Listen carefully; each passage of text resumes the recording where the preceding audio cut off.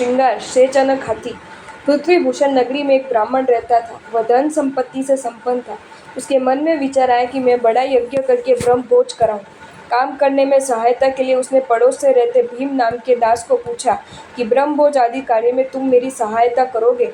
काम के बदले मैं तुमको धन दूंगा। भीम ने कहा, मैं नौकर के रूप में काम करने के तैयार हूँ, परंतु मेरी एक शर्त है कि अतिथियों का भोजन समाप्त होने के बाद जो भी खाद्य पदार्थ लड्डू खाजा आदि शेष बचे उसे मैं लूंगा, उस पर मेरा अधिकार रहेगा। ब्राह्मण ने शर्त को मान्य रखते हुए भीम को नौकरी में रख लिया।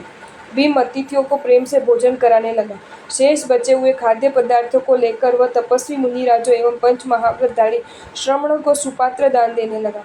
मुनिराजों को भाव उल्लास से दान देकर वो बार बार अनुमोदना करता था। सुपात्र दान से प्रबल पुण्य संचय करके उसने देव आयुष्य का बंध किया। मनुष्य भव का आयु पूर्ण होने पर वह देवलोक में देव बना।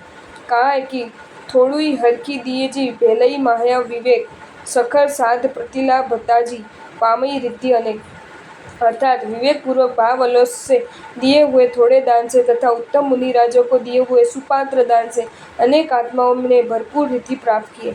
कुपात्र को विपुल मात्रा में दिए हुए दान से भवपाल का प्रयोजन सिद्ध नहीं होता है।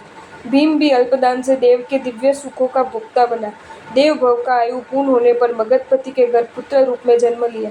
पुत्र का नाम नंदीसेन रखा गया। ब्रह्म भोजन कराने वाला लक्ष्य भोजक ब्राह्मण मरकर अशुभ गति को प्राप्त हुआ। 5-7 शूद्र भवों में परिभ्रमण करके वह तिर्यंच गति में हाथी बना। राजगृह के सन्निकट बड़े जंगल में अनेक वन्य प्राणी रहते थे। इनमें हस्ती समूह भी शामिल था। उस समय से ज्यादा हाथिनियां थी। उनका एक ही नरगज युद्धपति था। वह अपना स्वामित्व सत्ता कायम बनाने रखने के लिए जब कोई हाथिनी पुत्र को जन्म देती थी तब वह युद्धपति उस नरगज को जन्म लेते ही मार देता था। इस युद्ध की एक हाथिनी के घर में उस लक्ष्य भोजक ब्राह्मण का जीव उत्पन्न हुआ। तब उस हाथिनी के मन में विचार आया कि इस पापी युद्धपति ने मेरे अनेक पुत्रों को मार डाला, मगर इस बार मैं किसी भी उपाय से मेरे पुत्र की रक्षा करूंगी। ऐसा सोचकर वह जानबूझकर पैरों से लगड़ाती हुई युद्ध के पीछे पीछे चलने लगी। युद्धपुति के पूछने पर कहा कि मेरे पैरों में दर्द हो रहा है, इस कारण से मैं सबके साथ चल नहीं पाती हूँ। ऐसा कपट करके वह धीरे धीरे इतनी मंद गति से चलने लगी कि कभी 1 दिन के बाद, कभी 2 दिन के बाद, तो कभी सप्ताह के बाद आकर युद्धपति को मिलती थी। तब युद्धपति के दिल में विश्वास हो गया कि सचमुच हाथिनी पैर दर्द के कारण मंद गति से चलती है, इस कारण से युद्ध से पीछे रह जाती है। जिस जंगल में युद्धपति अपने परिवार के साथ रहता था वहां निकट में तापसों का एक आश्रम था। प्रसव काल निकट आने पर हाथिनी तापसों के आश्रम में पहुंची। वहां उसने वृक्ष तले एक बाल हाथी को जन्म दिया। कुछ दिन वहां बच्चों की संभाल की। बाद में बाल हाथी को आश्रम में छोड़कर वह युद्ध में जाकर युद्धपति को मिली। युद्ध के साथ घूमते घूमते कभी कभी गुप्त रीति से वह आश्रम में जाकर बाल हाथी की परवरिश करती थी। तापस बाल हाथी को हरी घास, शल्लकी के पत्ते, फल आदि खिलाते थे। वह तापसों के साथ इतना हिल मिल गया था कि तापस जब आश्रम के पेड़ पौधे को जल सिंचन करते थे तब बाल हाथी भी अपनी सूंड में पानी भरकर पेड़ पौधे को सींचता था। इस कार्य से तापसों ने उसका नाम शेचनक रखा। शेचनक अनुक्रम से वृद्धि पाता हुआ गजराज के सर्व लक्षणों से युक्त युवान हो गए। एक दिन शेचनक हाथी नदी के किनारे पानी पीने के लिए गया। जंगल में वह इधर उधर घूम रहा था। इतने अचानक युद्धपति वहां आ गए। पिता पुत्र शत्रु रूप में आमने सामने एक दूसरे को देखने लगे। युद्धपति को भयंकर गुस्सा आया कि ये मेरा प्रतिद्वंदी दुश्मन आया कहाँ से। उसने अपनी पूरी ताकत से शेचनक पर हमला किया। शेचनक नवयुवान और बलवान था। उसने गगन भेदी चिंगार के साथ तीक्ष्ण दंत प्रहार से युद्धपति को मार डाला। शेचनक 500 हाथिनियों का स्वामी बनकर युद्धपति स्थापित हुआ। एक बार शेचनक को विचार आया कि जिस तरह मेरी माता ने युद्धपति से गुप्त रीति में तापसों के आश्रम में मुझे जन्म दिया, आश्रम ही बड़े होकर मैं मेरे वृद्ध पिता को मारकर युद्धपति बना, वैसे ही भविष्य में कोई दूसरी हाथिनी भी मेरे से छिपाकर आश्रम में बच्चे को जन्म दे सकती है। फिर वह गठ शिशु युवान बनकर मेरा शत्रु होकर मुझे मारेगा। इसलिए अच्छा यही होगा कि मैं ये गुप्त आश्रय स्थान रूप आश्रम का ही नाश कर दूं। इस विचार का अमल करते हुए शेचनक ने आश्रम में जाकर वहां के पेड़ पौधों को उखाड़ना शुरू कर दिया। उसके ऐसे दुष्कार्य से जंगल में हाहाकार मच गया। तापस दुखी होकर उस पर फिटकार बरसाने लगे। दुष्ट कृतज्ञ जिस पेड़ की छाया में जन्मा पला उसी को ही नष्ट करता है। जिन्होंने आश्रय देकर बड़ा किया उनके उपकार को भूलकर पापी ने चारों ओर आतंक मचा दिया। सब तापस मिलकर सोचने लगे कि इस पापी कृतज्ञ को अवश्य दंड देना चाहिए। अब उसके प्रति दया भाव नहीं रखना चाहिए। यह जीवन भर याद रखे ऐसी शिक्षा देनी चाहिए। ऐसा सोचकर सभी तापस मिलकर मगधपति के पास आए। कहा कि राजन, सातों अंग जिसके उत्तम लक्षण वाले ऐसा श्वेत वर्ण वाला एक नया हाथी वन में आया।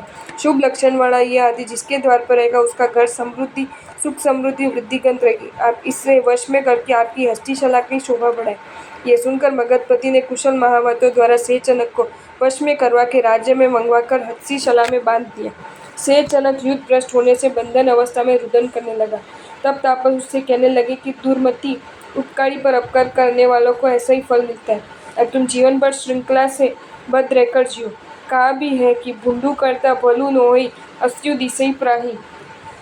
अर्थात जगत में प्राय ऐसा होता है कि दूसरों का बुरा करने से स्वयं का भला नहीं होता है।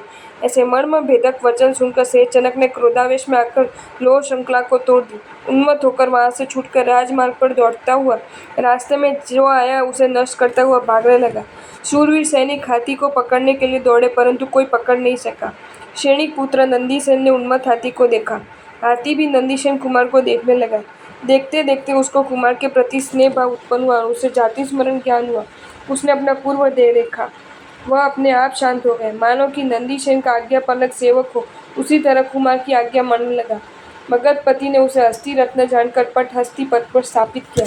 सेचनक को अनेक प्रकार के श्रृंगार में सजाए गए। उसके धवल तीक्ष्ण दंतशूल स्वर्ण जड़ित थे। उसको पाँव में स्वर्ण के घुंघरू, गले में सोने की घंटी, मस्तक पर सोने का पट्टा, पीठ पर सोवन झूली, गले में मोतियों की माला पहनाते थे। प्रतिदिन स्नान करा के फूलों से सजाकर उसकी त्रिकाल आरती की जाती थी। गजराज जब चलता था तब उसके आगे वाद्य सुरावली बजाते थे। ऐसे श्रेष्ठ गजराज का गुणगान सभी करते थे। सेचनक के बल से मगधपति ने अनेक देश एवं अनेक राजाओं को जीत लिया था। इसी कारण से महाराजा श्रेणी का भी वो प्रिय था। एक दिन सेचनक प्रवश होकर तूफान मचाने लगा। बहुत प्रयत्न करने पर भी वह शांत नहीं हुआ।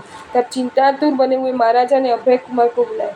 अभय कुमार ने कुछ सोचकर गजराज को ले जाकर जहाँ मुनि भगवान विराज रहे थे वहाँ पोषदशाला के सामने बांध दिया। मुनियों की प्रतिलेखना आदि क्रिया देखते देखते उसके दिल में दया और करुणा के भाव उत्पन्न हुए।